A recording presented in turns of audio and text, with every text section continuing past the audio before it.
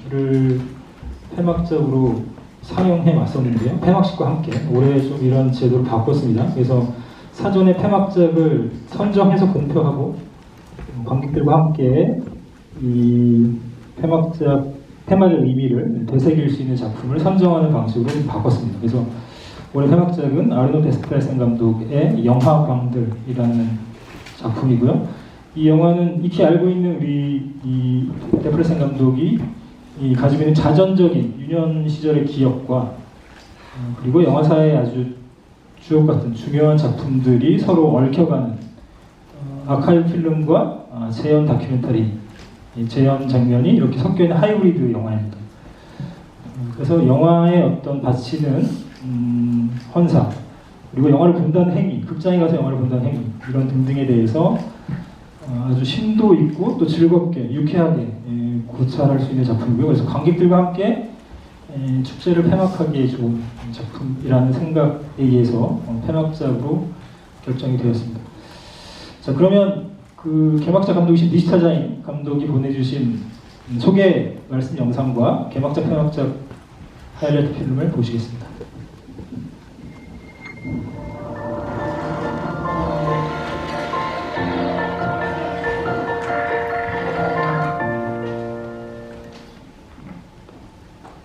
Hello, this is Nishtha Jain, the director and producer of the film Farming the Revolution, which will be the opening film of DMC Docs 2024. This is a matter of great pride and honor for our team.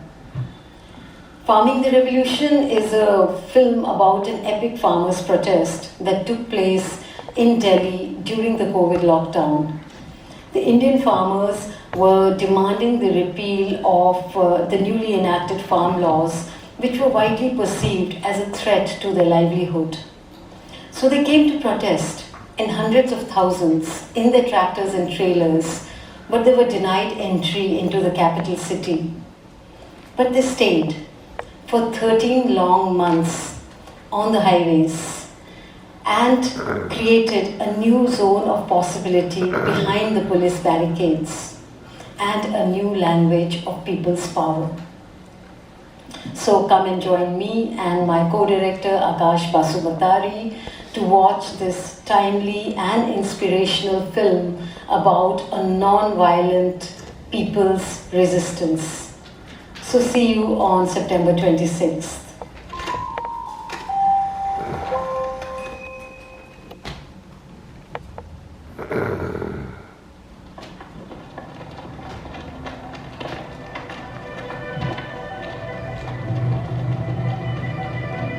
आए लोग नहीं आए लोग बन काफले आए लोग कौन लिए जो आए लोग क्यों सड़कों ऊपर आए लोग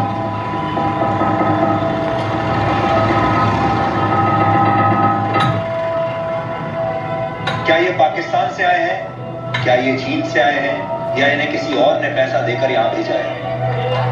ये कहाँ के नागरिक?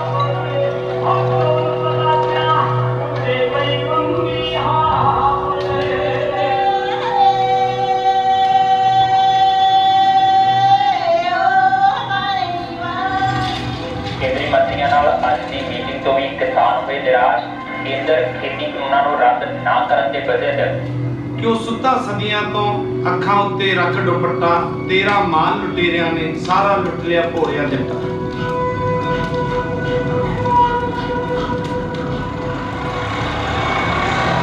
अब किसानों ने सरकार को अल्टीमेटम दे दिया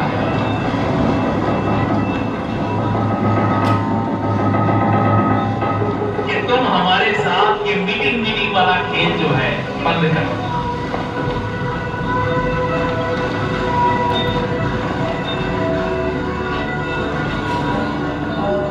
ਕੋਈ ਤਾਂ ਹੋਵੇ ये हम दोबारा टाइम आ गया ਜਿਹੜਾ ਗਲਤ ਨੂੰ ਗਲਤ ਕਹਿ ਸਕਦਾ ਹੋਵੇ परसों वाली गल नूं सिरे लाउण दा ਕੋਈ ਤਾਂ ਹੋਵੇ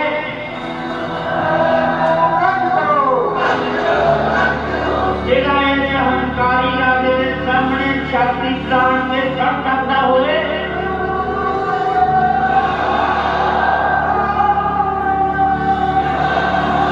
ਤੁਸੀਂ ਤਾਂ ਉਸ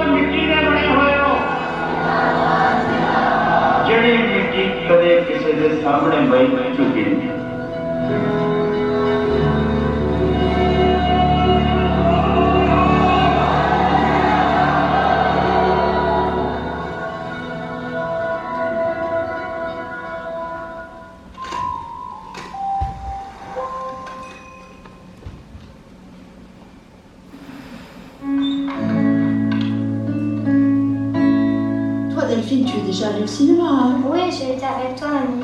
Oui, et toi, pas encore? Non, mais j'ai regardé des films sur ta télé. C'est vrai, mais tu vas voir le cinéma, c'est complètement différent. I had found my home. Je vais y aller pour le ciné-club. Allez-y, Dédé. Merci beaucoup. Voilà, bonne projection. I was at last smaller than the images I was looking at. Le cinéma, c'est pas une réponse, c'est une question. C'est une façon d'interroger l'art, d'interroger le monde. Une place pour crier chuchotement, s'il vous plaît. T'as quel âge? J'ai 16 ans, madame. What happens to reality when it is screened? Well, reality, it glimmers. Le point de vue de chaque spectateur est singulier, irremplaçable. Tu vois, sans doute sur Internet, j'ai su que je ferais peut-être un jour un film moi-même.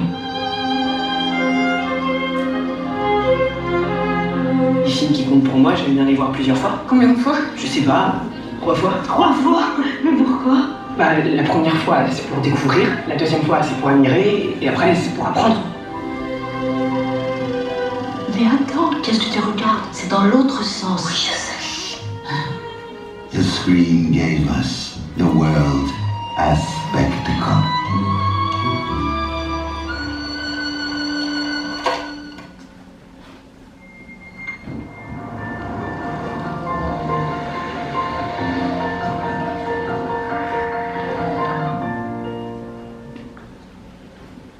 네, 영상 잘 봤습니다. 감독님께서 미리 영상으로 인사를 전해 오셨는데요. 9월 26일 파주 임진각 평화놀이 대공연장에서 열릴 개막식에도 참여하실 예정입니다. 많은 관심 부탁드리겠습니다. 다음으로는 프로그램 부문 중 경쟁 부문을 장병원 수석 프로그래머가 이어서 소개하겠습니다. 네, 이어서 소개해드리겠습니다. 경쟁 부문은 작년 저희 프로그램 개편할 때 소폭 개편이 있었는데요. 인터내셔널 경쟁 부분을 2개 섹션으로 분리해서 국제경쟁 프론티어 이렇게 나눴고요. 한국경쟁은 장편, 단편으로 분리심사 시상하는 제도로 바꿨습니다. 먼저 국제경쟁 부분을 소개해드리면 총 10편의 작품이 경합을 하게 되는데요. 이 작품들은 애초에 저희 선정위원회에서 논의되기로는 올해 우리가 표방하는 슬로건 우정과 연대를 위한 행동이라고 하는 어떤 비전과 목표에 부합하는 작품들을 최대한 우선 고려할 것을 기준으로 해서 10편을 골랐고요. 그 중에는 우리가 이렇게 알고 있는 그 글로벌 물류 기업인 아마존, 베이조스가 우주로 갈 때 노동자들은 뭘 하고 있는가에 대한 주제를 다루고 있는 노동조합 설립 과정을 다룬 아마존 노동조합이라고 하는 작품이 있고요. 올해 썬댄스 국제화제 다큐멘터리 부문에서 그랑프리를 수상한 작품이기도 합니다. 그리고 우크라이나 전쟁의 여파를 기존의 어떤 전쟁의 상황이나 전장에 빗대어서 묘사한 것이 아니라 지극히 일상적인 어떤 가족의 한 이야기로 담아낸 새로운 접근 방식을 보여준 림보 안에서라는 작품도 있고요. 그리고 한 가족 사적인 다큐멘터리의 영역에서 한 여류 작가가 겪은 자신의 불행한 가족사, 거기서 겪은 폭력의 문제를 아주 냉정하고 또 논쟁적인 방식으로 다룬 가족이라는 작품도 있습니다. 크리스틴 앙고라고 하는 작가, 우리에게도 이렇게 알려져 있는 분인데요. 임파서블 러브라고 하는 개봉했던 영화의 작가이시기도 하고 시나리오 작가이기도 하시고 클레어 데니 감독 등등의 여러 편의 영화에서 시나리오 작가를 하셨는데 이번에 이제 이 작품으로 감독으로 데뷔하시게 됐습니다. 이런 등등의 작품 10편이 선정이 됐습니다. 프론티어는 앞서 소개드린 대로 좀 더 도전적이고 실험적인 또 급진적인 다큐멘터리 실천 또 형식에 천착한 8편의 작품이 선정되었습니다. 자, 그 중에는 실험 다큐멘터리 작가로 국제적인 명성을 얻고 있는 벤 리버스 감독의 보간 클로이라는 작품이 있고요. 그리고 팔레스타인 이스라엘 전쟁의 와중에 이 두 국가 사이에서 일어났던 그 자료의 약탈, 아카이브의 약탈이죠. 기록 보관소에서 어떻게 필름이 약탈되는가, 이스라엘에 의해서 그 필름들을 되찾아서 새로운 방식으로 배열한 매우 흥미로운 이 아카이브 다큐멘터리의 어떤 활용법을 보여주는 카말 알자파리 감독의 피다이 필름이라는 작품이 있고요. 그리고 사이렌, 우리가 익히 알고 있는 사이렌의 용도, 사이렌의 기능을 모티프로 해서 전 세계에 이 사이렌의 용처를 수집한, 그래서 그 사운드 다큐멘터리 형태로 편집해낸 아주 흥미로운 작품이 있습니다. 선제적 숨치라는 작품이 있고요. 뭐 이렇게 등등 해서 총 8편의 작품이 다양한 스타일과 모티프, 형식을 보여주는 급진적인 작품들이 선보이게 됐습니다. 자, 한국 경쟁은 말씀드린 대로 장편과 단편이 분리가 되어 있는데요. 장편 10편, 단편 12편의 작품이 선정됐습니다. 장편 경쟁 부분에서, 한국 장편 부분에서는 1970년대 이래 한국 사회에서는 발설하기 어려운 금기 중에 하나였죠. 이 대마와 관련된 대마의 재배, 그리고 섭취, 기능 등등에 대해서 아주 논쟁적인 주제를 광범위하게 다룬 2부작 다큐멘터리, 그 중에 일부 풀, 이수정 감독의 풀이라고 하는 작품이 선정이 됐고요. 그리고 1980년 사국 사건의 여파와 그 잔상을 아주 집요하게 추적한 박보문남 감독님의 1980 사국이라는 작품도 포함되어 있습니다. 그리고 우리에게는 그 피구색 꿀색이라고 하는 그 애니메이션 작가로 처음에 알려지게 된 벨기에의 입양 감독이십니다. 융전점식 감독의 우리를 이어주는 모든 것. 역시 한국인 입양의 문제를 주제로 해서 감독이 자신의 이야기와 그 주변인들의 이야기를 아주 인상적으로 그려낸 다큐멘터리 영화. 이렇게 총 10편의 작품이 장편 경쟁, 한국 장편 부분에서 손을 보게 됐습니다. 단편 부분은 12편이 정해져 있는데요. 이 경향성을 살펴보면 정통 다큐멘터리 씬 안에서 활동하는 또는 정규 다큐멘터리 교육을 받은 새로운 신진 다큐멘터리 세력들, 그 분들과 그리고 다른 분야, 이를테면 미술 분야나 이런 시각예술 분야에서 영상 작업을 하는 작가들의 작업이 아주 대거 출품이 됐고요. 또 일부 선정이 됐습니다. 그래서 예를 들자면 애니메이션과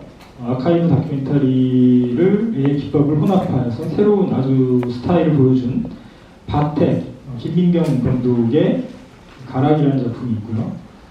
그리고 시골로 귀농한 아들과 그 어머니, 치매에 걸린 노인 사이의 어떤 관계를 통해서 연대와 돌봄 이런 등등의 문제를 제기하는 포도바사이라고 하는 작품도 있고요. 그리고 아주 오래전에 우리 그 프레이라고 하는 작품으로 좀 알려져 있는 감독님이신데요. 제 캐나다에 계시는 제외 감독님이신데 헬렌니 감독이 새 작품 단편을 하셨습니다. 파리 투 평양이라고 하는. 그래서 지금의 이 헬렌니 감독의 가족사와 1950년대 북한을 방문했던 그 프랑스의 예술인들, 이 두 개의 시간대를 오가면서 흥미롭게 이 관계를 엮어가는 에세이 다큐멘터리 파리스 평양, 이런 등등의 작품들이 있고요. 그래서 총 12편의 작품이 이 단편 섹션에서 선을 보이게 됐습니다. 자, 그럼 소개해드린 경쟁 부분, 세계의 경쟁 부분 섹션의 주요 작품들에 대한 영상을 보시겠습니다.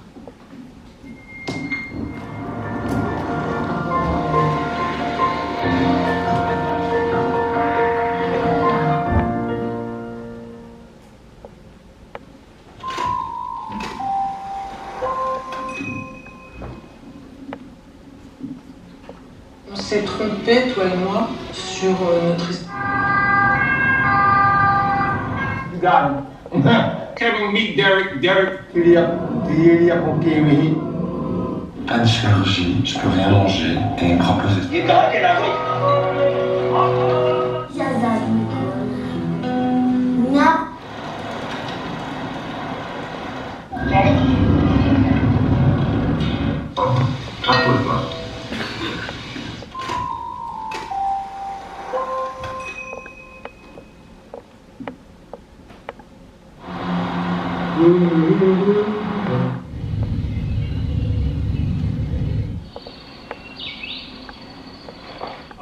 You stop. Rivera. Nej, alltså...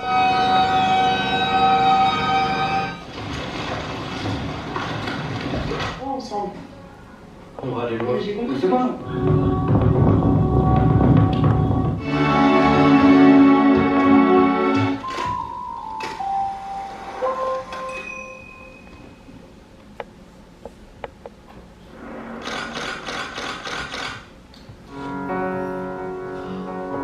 누가?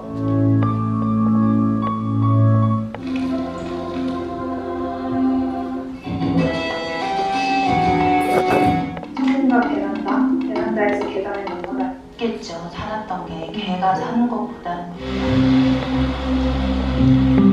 누구야?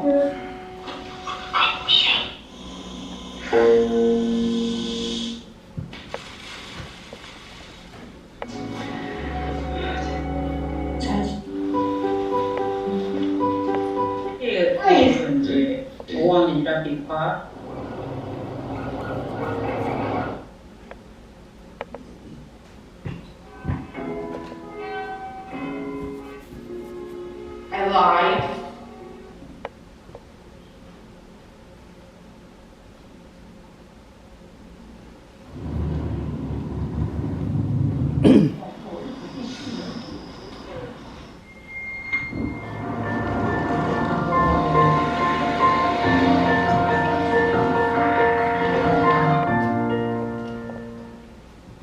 네, 경쟁부문 작품들은 영화제 기간 동안 심사위원회 심사를 거쳐 국제경쟁은 대상과 심사위원 특별상이, 프론티어에는 대상, 한국경쟁은 장편과 단편으로 나누어 대상작이 선정됩니다. 프로그래머께서 주요 작품만 설명을 해주셨는데요. 다른 훌륭한 작품들도 많이 있으니 영화제 기간 동안 관심 가져주시기 바랍니다. 네, 다음으로는 강진석 프로그래머가 비경쟁 부분에 대해서 소개해 주시겠습니다. 네, 안녕하세요. 비경쟁 부분 소개해드리겠습니다. 지난해 저희 영화제에서요, 그 동시대 다큐멘터리 장르에서 벌어지고 있는 어떤 미학적인 그리고 실천적인 어떤 실험의 지용도를 좀 그리기 위해서 이 비경쟁 부분을 대대적으로 개편을 했습니다. 올해 이 선정된 작품들은 이 개편된 섹션들이 좀 더 자리 잡고 있음을 확인하실 수 있는 자리가 될 것입니다. 그래서 먼저 베리테 섹션부터 소개를 드리겠습니다. 이 베리테 섹션은 좀 생소하게 들리실 수 있겠지만 진실이라는 그 뜻입니다. 그렇기 때문에 다큐멘터리의 가장 본원적 가치, 가장 본질적인 가치와 맞닿아 있고, 그런 어떤 다큐멘터리가 지난 영화의 시작과 함께 시작된 그 역사에서 만들어온 어떤 가치와 접근법을 기념하는 섹션이기 때문에 다큐멘터리에서 접할 수 있는 가장 어떤 폭넓은 어떤 접근들을 만나실 수 있는 섹션입니다. 그리고 소재적으로도 마찬가지죠. 그래서 팔레스타인, 우크라이나와 같은 지금 현재적인 어떤 분쟁부터 역사적 기억이나 투쟁까지, 그리고 어떤 다양하게 분포되어 있고, 또 더해서 이색적인 소재를 어떤 다루고 있는 그런 재미를 주는 작품들도 많이 있습니다. 대표적으로 저도 이렇게 주요 작품들만 소개해 줄 수 있겠는데, 뭐 여기 소개하지 않는다고 해서 주요 작품이 아닌 것은 아닙니다. 다 중요하게 고심 끝에 선정한 작품들입니다. 먼저 여기 보시면 밤낮 없이라는 작품은 2019년에 레바논에서 벌어졌던 그 민중 봉기를 다루고 있는 작품입니다. 그 희망과 함께 시작되었지만 이 코로나를 거치면서 그 좌절된 기억들 속에서 그 레바논 민중들, 시민들의 목소리를, 그들이 생산하는 어떤 텍스트들을 담아내는 그런 작업이고요. 수업은 프랑스의 유명한 그리고 중견 다큐멘터리스트인 클레르 시몬 감독의 신작입니다. 그 프랑스의 한 공립 초등학교를 배경으로 선생님과 학생들의 그 내부 세계를 굉장히 면밀하고 내밀하게 포착하면서 이 사회에서 시민을 육성하는 것, 그 공동체를 육성하는 것이 어떤 의미인지를 그 되묻게 하는 작품입니다.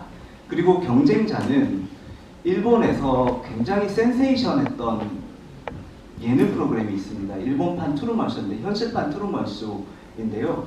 거기에 참여했던 한 코미디언의 그 이야기를 다루고 있습니다.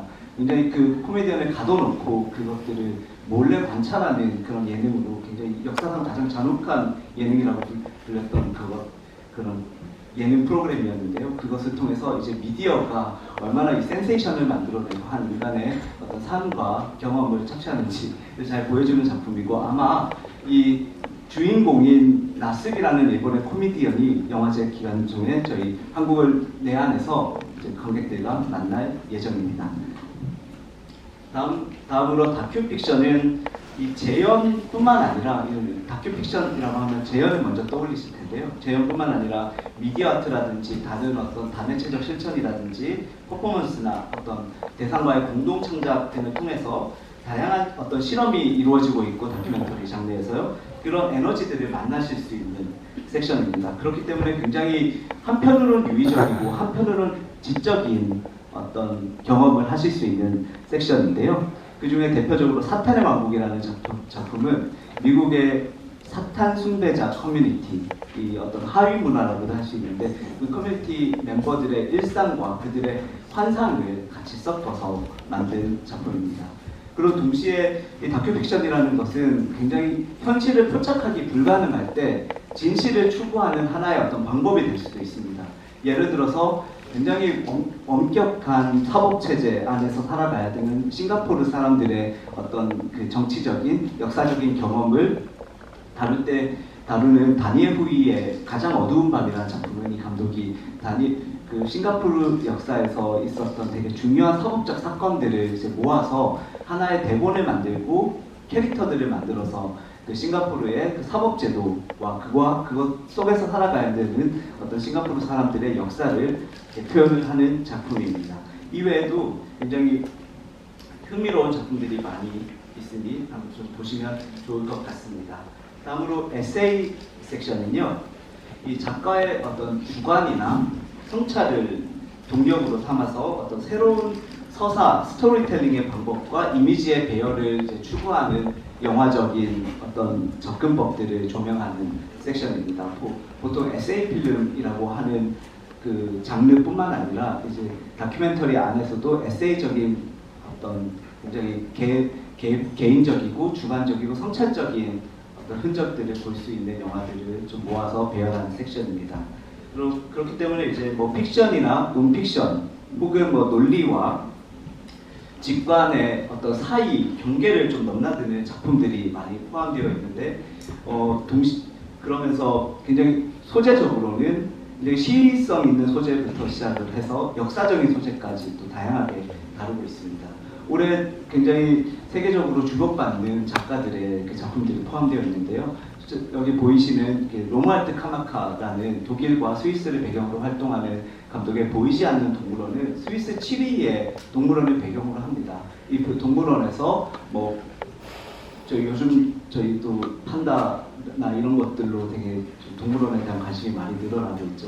그래서 그 동물원을 배경으로 거기 있는 사육사 그리고 관람객 그리고 동물들 무엇보다도 중요한 들의 어떤 상호작용을 이제 관찰을 하고요. 그 굉장히 심부로 들어가서 관찰을 하면서 이 인간과 동물의 공존이라는 지금 어쩌면 가장 최첨단에 있는 화두죠. 이 시대의 화두인데 그것들을 다루고 있습니다. 다른 작품으로 스티븐 맥퀸 노예 12년 그리고 헝거라는 작품으로 잘 알려진 스티븐 맥퀸의 다큐멘터리 작품입니다. 그리고 같이 이제 공동 작업한 사람은 스티븐 맥퀸의 부인이자 작가이자 다큐멘터리스트인 비앙카 스티그터라는 그 작가입니다. 그래서 비앙카 스티그터 씨가 2차 세계대전 중 나치 치하에 암스테르담에 있었던 시간이 있었고 그 시간을 기록한 어떤 책을 집필을 한 바가 있습니다. 그것들을 바탕으로 이제 그 시기의 흔적을 찾아나가는 동시에 지금 코로나19를 비롯해서 지금 현대적인 사건들, 도시에서 펼쳐지는 현대적인 사건들을 연결하는 그런 작품입니다. 한 4시간 정도의 분량인데 굉장히 시간을 들일 만한 가치가 있는 작품입니다. 마지막으로 익스펜디드 섹션이 있습니다. 익스펜디드 섹션을 또 여러 매체라든 다매체 그리고 특히 시각예술 분야를 가로지르면서 작업을 하는 예술가들, 작가들의 작업들을 조명하는 섹션입니다. 그래서 지금 동시대 다큐멘터리에서의 가장 첨예하고 급진적인 실험들을 만날 수 있는 섹션인데요. 동시에 주제적으로는 또 정치적으로도 굉장히 비판적이고 혹은 대안적인 어떤 관점을 제시하는 작품들도 많이 있습니다. 여기 하늘의 일기와 같은 작품은 로렌스 아브함단 감독의 하늘의 일기 같은 작품은 어쩌면 지금 가장 시의성 있는 작품일 텐데요. 레바논 베이루트를 중심으로 만들어집니다. 레바논 베이루트 상공에서 이제 포착되는 이스라엘 전투기의 모습과 그 전투기들이 만들어내는 소음을 통해서 이 중동에 이제 들이온 어떤 전운과 폭력의 흔적들을 이제 탐구하는 작품이고요. 또 한편으로 기지개, 이 루크 코너리 감독과 엠페레스 감독의 기지개 같은 작품은 굉장히 유쾌하고 독특한 상상력이 돋보이는 작품입니다. 이건 굉장히 상상적으로 2070년에 존재하는 어떤 한 인물이 어떤 가상의 어떤 웰리스 세션, 요가 세션을 따라하면서 그것들을 그대로 따라할 것인가 말 것인가 이런 갈등들을 포착하는 그런 작품이고요. 마지막으로 침묵하는 다리들 같은 경우에는 홍콩의 반도와 섬들에 있는 다리들에 관한 초상적인 작업입니다. 그 다리들만 다루는 게 아니라 그 다리들의 이미지를 통해서 지금 저희가 모두가 알고 있는 홍콩에 들이온 어떤 정치적인, 지정학적인 어떤 폭력의 기억들, 혹은 좌절의 기억들을 같이 소환하는 그런 작품들이라고 할 수 있습니다. 저희가 익스펜디드 작품들을 중심으로 전체 영화들, 전체 선정작들 중에 몇 작품을 꾸려서 비극장 상영도 같이 전개를 하는데 그것을 이따가 저희 장병원 수석 프로그래머님께서 좀 더 소개를 해주실 예정입니다. 그래서 지금 소개해드린 작품 외에도 그 비경쟁 부문에는 약 90여 편의 작품들이 포함되어 있습니다. 모두 다 엄선해서 선정한, 세계 각국에서 선정한 작품들입니다. 많은 관심 부탁드립니다. 그러면 이 비경쟁 부문 영상 함께 보시겠습니다.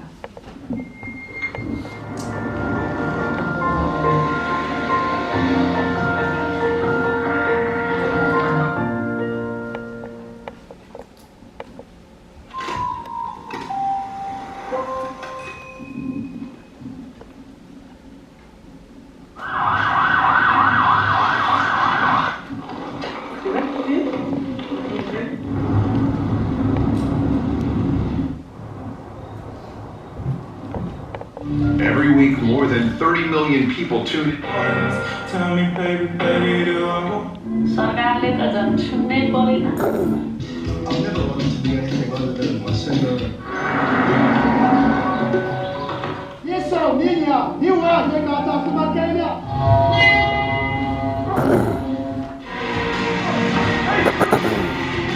Country. It has its own currency, its own military. Rather marginal, and it's not just.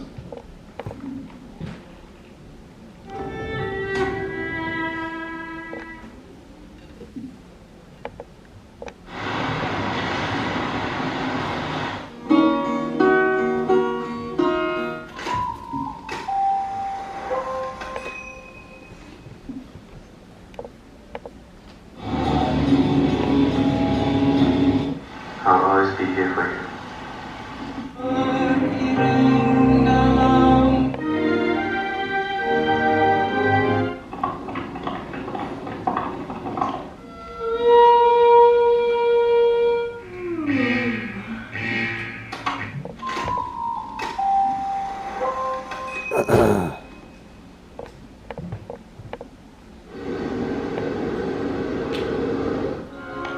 All street lights were turned off.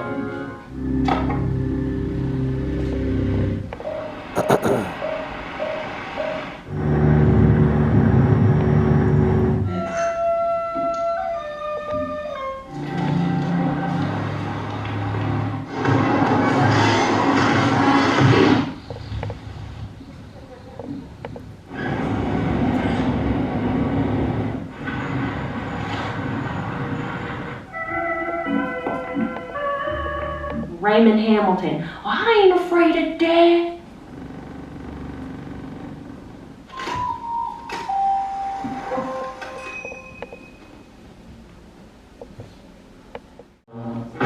What's that?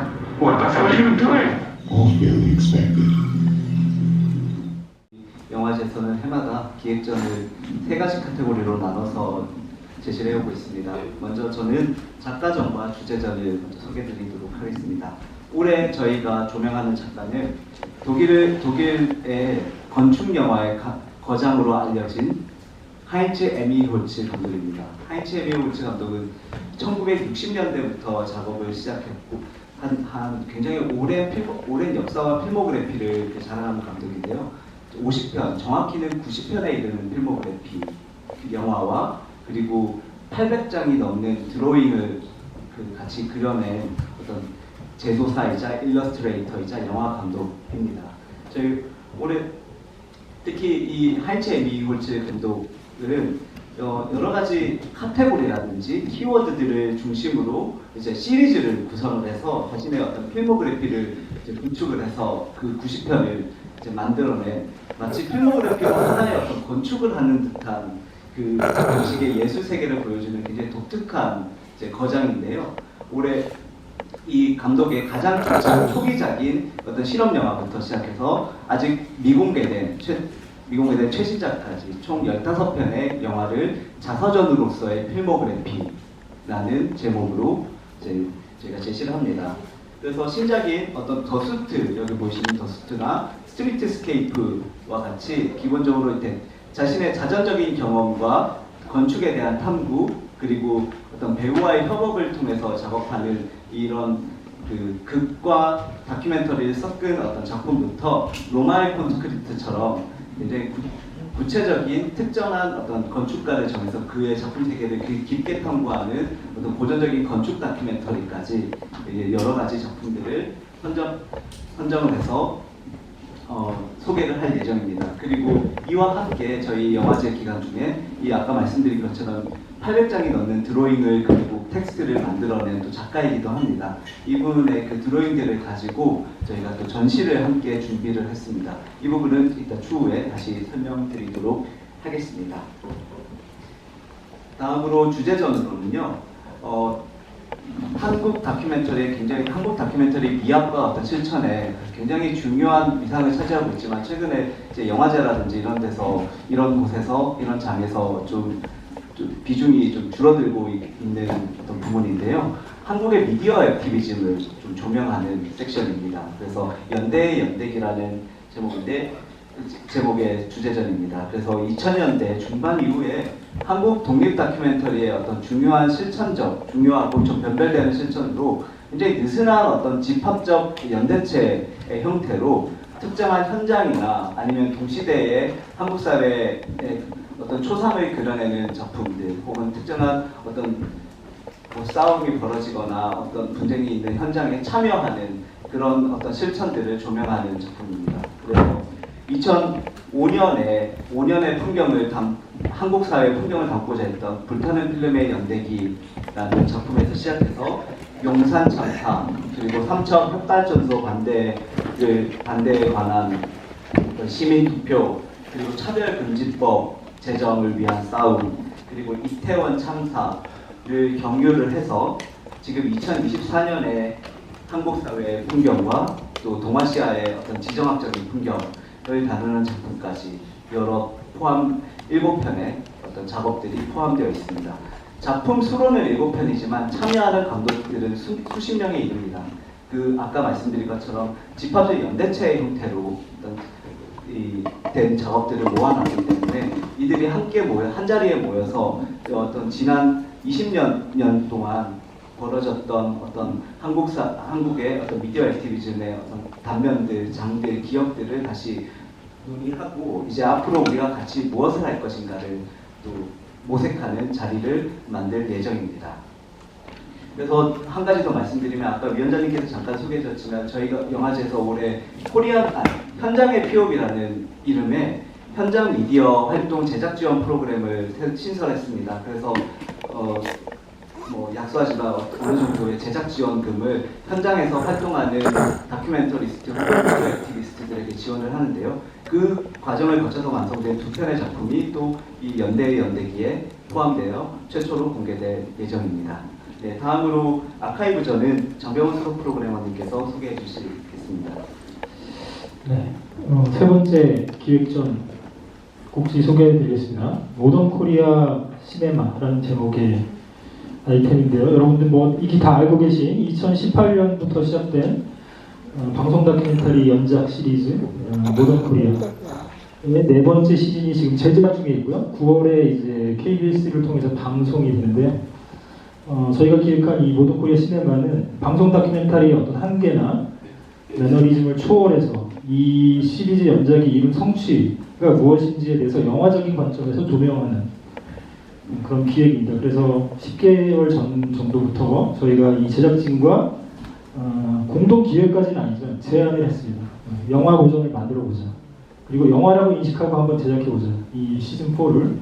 그래서 그분들이 이제 그걸 흔쾌하게 수용해 주셨고요. 그래서 제작 단계부터 이 시네마 버전을 함께 제작하기로, 병행 제작하기로 하고 기간의 과정을 거쳐갔고요. 그래서 총 4편의 새로운 시즌4 작품이 만들어졌고 거기에 한 편을 더해서 한국의 시간이라고 합니다.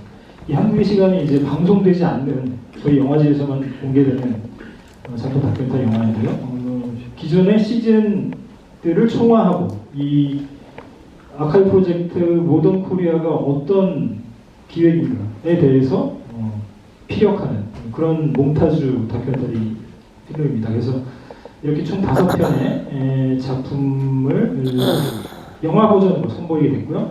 방송 버전에 비해서 길게는 뭐 한 30분, 짧게는 15분에서 20분 정도 긴 버전, 롱 버전으로 제작된 시네마 버전이 최초로 공개가 됩니다. 그리고 뭐 다 아시겠지만 모던 코리아 시리즈는 한국의 근대화 과정을 모티프로 한 작품이에요. 그래서 여기서 다루는 주제는 뭐 음식의 문제, 음식이라는 주제도 있고요. 뭐 산화 제한, 인구 문제, 그리고 반공주의 이런 등등의 굉장히 다양한 주제를 횡단하면서 다루고요.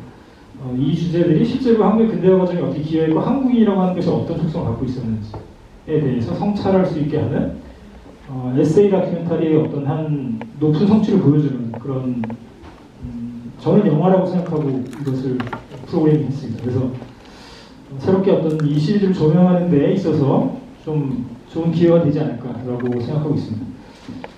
자, 여기까지 기획점을 소개해드렸고요. 끝으로 아까 잠깐 소개해드렸던 저희 영화제가 올해 또 작년부터 시작했던 이 확장 기획 프로그램 중에 하나인데요. 비극장 상영 프로그램 올해 2회째를 맞았습니다. 작년 같은 경우는 영화제에서는 해마다 영화제 기간 중에 영화제 기간 중 그리고 영화제 전에 제작 지원과 마켓을 혼합한 이 인더스트리 프로그램을 운영해 오고 있습니다. 올해 인더스트리 프로그램을 이렇게 준비하면서 가장 중점으로 뒀던 것이 3가지입니다. 하나는 이 아까 위원장님께서도 언급하셨지만 이 열악해져가는 한국 다큐멘터리의 어떤 제작 환경에서 저희 영화제가 어떤 역할을 할 것인가가 첫 번째고, 두 번째는 지난해부터 저희 대대적으로 개편한 어떤 저희 프로그램 방향과 이 인더스트리 프로그램을 어떻게 좀 더 동조화시킬 것인가, 그리고 마지막으로는 한국 다큐멘터리의 어떤 산업적인 기반을 좀 더 다지고 어떤 국제 진출을 위해서 저희가 무엇을 할 수 있을까, 이 3가지를 놓고 좀 고민을 했습니다. 첫 번째로 저희 영화제에서 기획개발 펀드로 이제 코리안 POV라는 프로그램을 진행하고 있습니다. 한국 사회에서 가장 다큐멘터리의 시선이 필요한 곳은 어디인가? 라는 질문에서 시작해서 이제 가장 시의성 있고 좀 시급한 현안들을 좀 조명하는 다큐멘터리 프로젝트들을 지원하는 프로그램입니다. 이 제작 지원금하고과 더불어서 그 감독들이 모여서 이런 워크숍을 진행을 하면서 지금 함께 한국 사회의 어떤 초상을 그리고 있는 동료들로서의 어떤 공동체 의식을 함양을 시키는데요.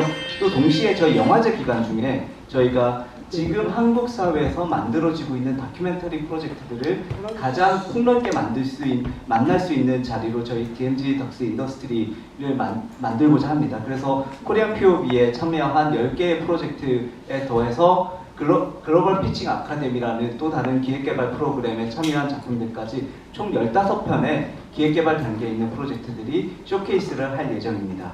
그리고 이것과 더불어서 지금 예년과 마찬가지로 올해도 DMZ 덕스 피치 프로그램이 준비되어 있습니다. 프로덕션 피치, 그러니까 아직 제작 단계에 있는 작품들과 러프컷 피치는 이제 후반 제작 단계에 있는 작품들이 같이 자신들의 작품들을 전 세계에서 모인 업계 관계자, 다큐멘터리 산업계 관계자, 혹은 뭐 프로그래머들이라든지 배급사 이런 여러 관계자들 앞에서 이제 피칭을 하고 이제 서로 피드백을 주고받고 앞으로의 더 나은 기회를 모색하는 자리인데요. 프로덕션 피치에서는 한국 7편, 아시아 6편이 선정돼서 발표를 할 예정입니다. 그리고 러프컵 피치에서는 한국 3편, 아시아 3편, 그리고 저희가 올해부터 유네스코 무형유산센터와 협업해서 아시아의 무형유산을 다루고 있는 작품 1편까지 추가로 총 7편이 피칭을 할 예정입니다. 그래서 이 피칭 프로그램을 통해서 이렇게 다양한 선정작들이 총 30편이 넘는 작품 프로젝트들을 저희 영화제에서 만날 수 있고요. 이 프로젝트들은 이 관객들과 뿐만 아니라 전 세계 각국에서 온 디시전 메이커들을 만나게 될 것입니다. 여기에는 영화제 프로그래머, 방송사, 그리고 배급사, 그리고 영화 다큐멘터리를 지원하고 진흥하기 위한 여러 기관들이 포함됩니다. 전 세계 각국에서 25명이 넘는 이제 해외 게스트들, 그리고 한국의 배급사나 이제 영화제 등에서도 초청을 해서 함께 만나는 자리를 가질 예정입니다. 이것을 통해서 아까 말씀드린 것처럼 지금 어려운 상황이지만 한국 다큐멘터리가 좀 더 이 겨울을 좀 버티면서 더 나은 그 내일을 모색할 수 있는 자리를 만들고자 합니다. 감사합니다. 네, 그럼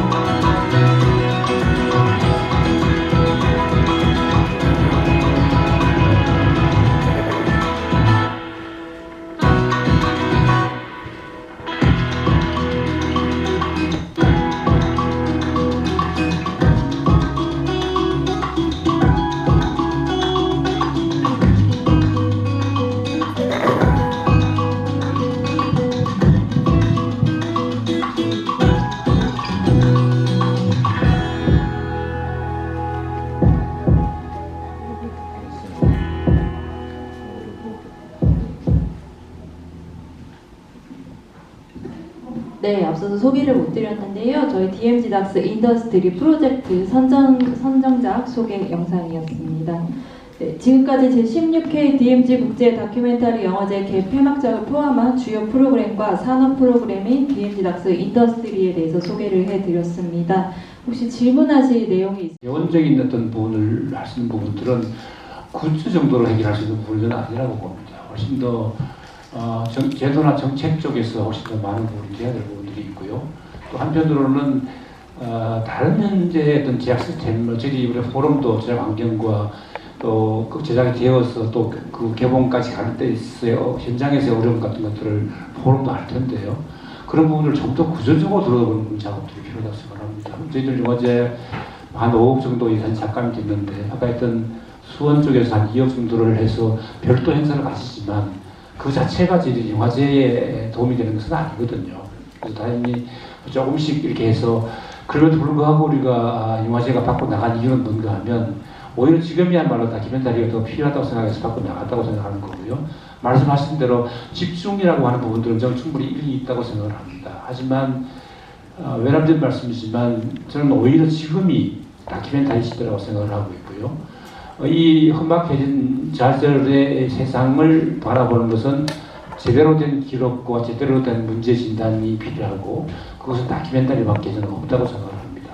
그러려면 시민들이 훨씬 더 제작자가 많이 만나야 되고 그 접점을 훨씬 더 많이 넓혀야 된다고 생각을 합니다. 말씀대로 영화제가 가지고 있는 어떤 그 아이덴티티를 위해서는 집중적으로 하는 것은 조건가 높을 겁니다. 그럼에도 불구하고 저는 더더욱 관객과의 접점을 넓히는 작업은 필요하다고 생각하고 있고요. 저는 오히려 지금 저희들이 아까 했던 딤닥스 플러스라고 하는 부분들이 시도는 했지만 사실은 제대로 많이 할 수 있는 부분은 아니었습니다. 시작한다는 선언의 의미가 있다고 생각을 하고 있고요. 앞으로는 시공간을 더 확장을 해서 더 많은 접점을 넓히는 그런 작업을 해보려고 합니다. 네, 다음 질문 있으시면 손을 들어주시겠습니다. 네, 마이크.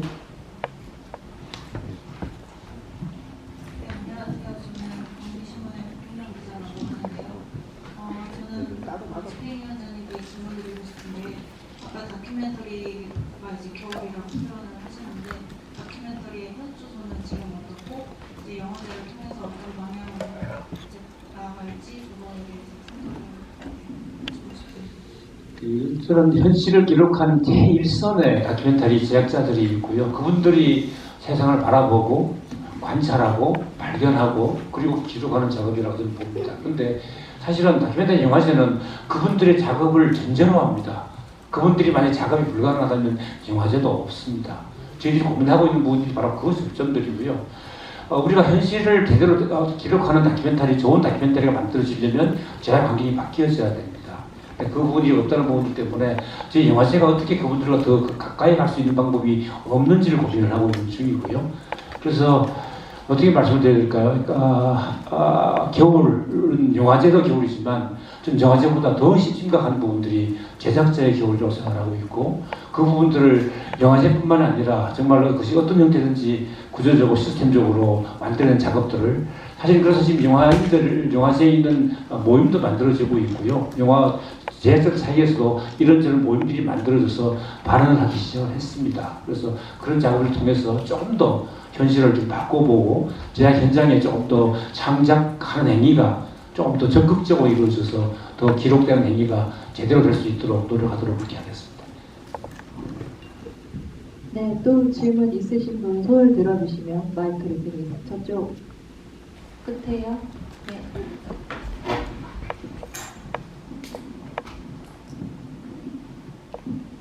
예, 안녕하세요. 오마이뉴스 이성태 기자입니다. 관련 질문일 수 있는데요. 작년부터 이제 영화제의 주 세션을 변경해오셨고 다큐의 경계가 허물어지겠다라는 흐름을 운영하고 계신데 마찬가지로 이제 국내 제작자 산업 영역에서 다큐멘터리가 많이 소외되고 있잖아요. 근데 올해 보니까 그 다큐멘터리 포럼 관련해가지고 공정 이용과 공정 지원 항목 마련하셨던데 이것도 마찬가지로 영화제 측에서 일종의 역할을 할 수 있다고 보셔서 마련한 것인지 행사해 주실 겁니다. 네. 사실 공정이용이라는 그 개념에 대해서 올해 상반기에 지금 풀브라이트 재단의 지원을 받아서 한국에서 한국 영화인들의 다큐멘터리뿐만 아니라 한국 영화인들의 이제 공정이용 개념에 대한 인식조사 연구가 진행이 됐습니다. 그래서 그 연구 결과를 저희 영화제에서 처음으로 이제 공개를 하는 자리를 저희가 마련하고요.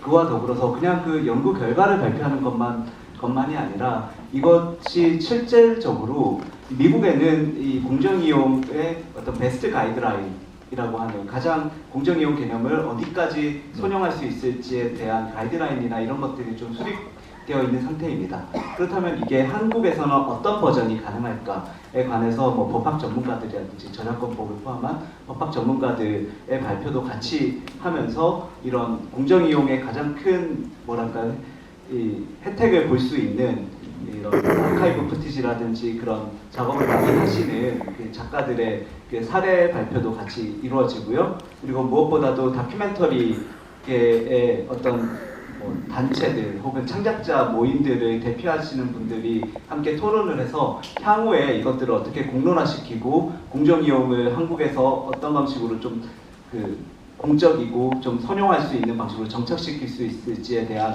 좀 후속 담론을 만들기 위한 첫 어떤 시도라고 보시면 될 것 같습니다.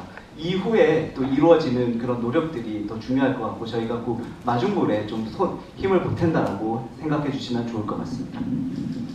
네, 또 질문, 네, 가운데요. 저 패널들도 서태경 기자입니다. 장현환 본부장 집행위원장님하고 또 두 프로그램에서도 제 질문 답변할 수 있다면 해주시면 좋겠습니다. 우리가 이게 다큐멘터리라고 하면요, 물론 이제 극장에서도 그렇고 TV를 통해서 다큐멘터리를 많은 이렇게 그 매체의 어떤 플랫폼 변화와 함께 다큐멘터리도 상당히 많은 변화를 거치지 않았나 싶거든요. 장혜란 집행위원장님은 그 다큐멘터리 영화제의 DMZ하고 EIDF 양쪽 기관을 또 다 계셨잖아요. 더구나 또 KBS에도 계셨고 KBS에서 그 뭐 참아보거나 유들로드 이런 거 하는 시절이 있었고 또 지금은 또 이게 또 옛날같이 않잖아요. 그런 변화를 겪고 또 할 때는 마이클 무어 그런 약간 프로파간다의 직전 다큐들 그런 것도 우리가 소비한 시절이 있었는데 지금 제가 질문을 드리고 싶은 거는 다큐멘터리 영화제를 통해서 나오는 다큐 영화들과 약간 뭐 이렇게 그 다큐 영화는 종류 여러 가지 현실 고발적인 것도 있지만 또 이렇게 약간 그 꽁트 같은 약간 부티크 다큐 같은 이런 영화제들도 상당히 예술성이 있는 그런 것들도 많이 나오더라고요. 이제 그런 걸 통해서 우리 국민들이 이제 소비할 수 있는 다큐가 이런 DMZ 영화제가 어떤 역할을 할 수 있는지 결국 그 국민들이 극장을 가건 그 TV를 통해서 보고 다큐를 좀 익숙하게 접할 수 있는 그 조금 전에 장인환 본부장이 다큐화 시대에 그거를 만들어주는 하나의 가장 중요한 제일성이 있는 사람들의 그것을 만나려고 하기 위해서는 우리가 봐야 되잖아요. 그 보게 하려면 이런 영화제가 그 아무래도 좀 더 여기에 가까이 있는 사람들이 아무래도 많이 접할 수 있고 아무런 여기에 그 관련이 없는 사람들이 보게 하는 그 힘이 좀 있어야 될 것 같아서 그런 쪽에서 어떤 역할을 해서 뭐 마케팅 차원은 좀 더 이야기를 했으니까 좀 그 어떤 내용 그걸로 다가가야 될 것인지에 대한 좀 답변을 좀 듣고 싶어요. 두 우리 프로그래머 분들은 이제 영화 쪽을 하셨고 저는 이제 방송을 좀 했기 때문에 아마 우리 서 기자께서 말씀하셨던 부분은 사실은 어마어마한 그러니까 정말 다큐멘터리 영화제가 이 세상이 무엇이냐라고 하는 본질적인 질문을 좀 던진 거라고 지금 봅니다. 근데 이제 제가 여기 와 보니까 사실은 그러니까 방송 다큐멘터리는 조금 더 논리적이라고 그러면 영화 쪽은 훨씬 더 예술적이면서도 훨씬 더 자유분방한 느낌들이 있고 사실 방송 쪽은 대단히 한계적입니다. 소재나 혹은 접근 기간이라는 부분들이. 근데 이 독립 다큐 하시는 분들은 정말로 자유분방한 영혼, 자유로운 영혼이라고 하는 부분들이 있어서 서로 그러니까 보완이 되는 작업이 좋지 않겠냐는 생각을 좀 가지고 있고요. 다만 그러면 이제 지금 하셨던 것처럼 DMZ 다큐멘터리 영화는 뭐냐, 그럼 다큐멘터리 지금 경향들은 어떠냐라고 얘기했을 때 제 개인적인 생각으로는 DMZ 영화제는 정말 다양한 다큐멘터리를 참 많이 보여주는 플랫폼이었으면 좋겠다라는 생각을 하는데 그럼에도 불구하고 좀 더 친화할 수 없을까 세상과 지금 일어나고 있는 많은 부분들에 좀 더 친하게 들어가서 그들과 함께 아파하고 그거 만들어진 다큐멘터리를 통해서 더 느끼고 이런 부분들도 할 수 있는 방법은 없을까라고 하는 고민을 합니다. 근데 여전히 어렵습니다. DMZ 영화제가 정말 잘하고 있는지 그리고 어느 정도까지 해야 되는지는 잘 하기 어렵지만 하지만 DMZ 다큐멘터리 영화제는 현실의 리얼리티 부분들이 훨씬 더 중요하다라고 하는 부분들을 말씀을 드리고 싶고요. 그 부분이 아까 말씀드렸던 것처럼 여전히 다큐멘터리가 지금 시대에 가장 중요한 저는 감히 말씀드렸지만 저는 지금이 다큐멘터리 시대라고 보거든요. 다큐멘터리만이라고 표현을 좀 이상하지만 정말로 중요한 역할을 하지 않으면 안 되는 시대라고 보고 있기 때문에 그건 제 생각이었고요. 두 분도 한 말씀 저 그냥 짧게 질문 주신 거에 대해서 어떤 특정 부분만 말씀드리자면 영화제 기능이 뭐냐, 다큐멘터리 영화제가 어떤 기능을 할 수 있는가에 대해서 많이 생각을 합니다. 저희도. 그리고 거기에 대해서 좀 다 다른 생각을 가질 수 있는데 저는 영화제 페스티벌은 산업적인 제도는 아니라고 생각합니다. 그러니까 다큐멘터리 어떤 산업에 공고하게 기여할 수 있는 그런 측면도 물론 부분적으로 있지만 그것이 다큐멘터리 영화제가 가지고 있는 본래 목적은 아니라고 생각하고요. 저는 문화적인 제도라고 생각해요. 영화제라고 하는 것이 다큐멘터리 영화제든 아니면 다른 영화제든 축제는 다 문화적인 제도 하에 있는 것이고요. 어떤 문화를 바꾸거나 혁신하거나 또는 그 풍토를 바꾸는 데 기여해야 한다고 생각합니다. 그래서 아까 말씀 주셨던 어떤 경계를 넘는 어떤 시도라든가 또 방송 다큐멘터리와 극장 다큐멘터리가 가지고 있는 장벽이라든가 또는 전통적인 방식의 다큐멘터리를 보는 어떤 시선이라든가 이런 부분들은 다 문화와 관련이 있고요. 근데 그 문화적인 어떤 부분들에 대해서 영화제가 좀 선도적으로 좀 앞에서 선도할 수 있는 부분 또는 그런 문화를 좀 혁신하거나 변화시킬 수 있는 부분을 많이 고민하고 또 실천하고 다양한 주체들과 그걸 함께 해나가고 또 문제가 있다면 서로 토론하고 이런 장이라고 생각하고요. 한국의 다큐멘터리 지금 지형이나 상황을 봐도 여러 가지 문제가 있지만 가까이 보면 여러 가지 문제가 있지만 프로그래밍하는 그 기획자 입장에서는 그런 시각을 가지고 그런 정체성을 가지고 일하고 있다 이렇게 말씀드리고 싶습니다. 네, 저희가 대관 시간 관계상 이만 죄송하지만 마무리를 해야 될 것 같습니다. 추가적인 질문이 있으시면 영화제 홍보팀이나 저희 프로그래머님께 연락을 주시면 친절히 답변을 드리도록 하겠습니다. 네, 그럼 마지막으로 포토타임 진행하고 오늘 기자회견 마무리하겠습니다. 나가실 때 답례품이 준비되어 있으니 꼭 챙겨가 주시기 바랍니다. 그럼 무대 촬영 마치겠습니다. 네, 오늘 기자회견에 참석해 주신 분들께 모두 감사드립니다. 9월 26일